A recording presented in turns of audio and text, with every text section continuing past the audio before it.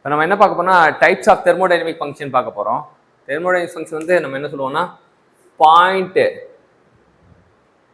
Function அப்படி சொல்லுவோம், இல்லாட்டி பாத் ஃபங்க்ஷன்.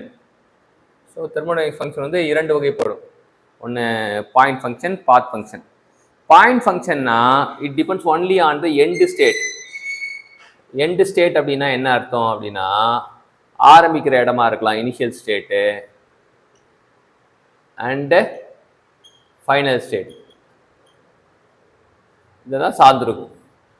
ஸோ இப்போ இது ஸ்டேட் 1, ஸ்டேட் 2. ஸோ பாயிண்ட் ஃபங்க்ஷன்னா it depends only on the end state. Path ஃபங்க்ஷன்னா it depends on the entire state, all the state, entire state in between initial and final. அப்படின்னா என்ன அர்த்தம்னா state 1 and state 2 மட்டும் கிடையாது, நடுவில் உள்ள எல்லா ஸ்டேட்டும் state 3, state 4, state 5, state 6, state 7, state 8 அப்படி ஃபுல்லாக போகிற பாதையில் எத்தனை ஸ்டேட் இருக்கோ அத்தனை எண்ணில் அடங்கா எல்லா ஸ்டேட்டையும் சார்ந்து தான் அந்த ஃபங்க்ஷன் பேர் பாத் ஃபங்க்ஷன் சொல்லுவாங்க.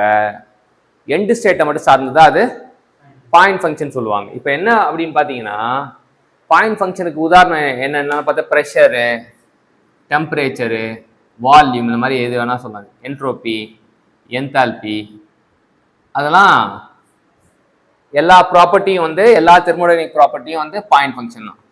பாத் ஃபங்க்ஷனுக்கு வந்து ஒர்க் ட்ரான்ஸ்ஃபர், ஹீட் ட்ரான்ஸ்ஃபர். இப்போ பாயிண்ட் ஃபங்க்ஷன் எப்படி நோட்டேட் பண்ணுவாங்கன்னா அது பேர்லேயே இருக்குது பாயிண்ட்னு. அப்போ it be notated a point in the PV diagram. So ஏதோ ஒரு கிராஃப் இருக்குன்னா அதில் வந்து பாயிண்டாக தான் இது பண்ணுவோம். பாத் அப்படின்னா பாத் எப்படி இது பண்ணுவாங்கன்னா it is represent by the path function can be represent by the area.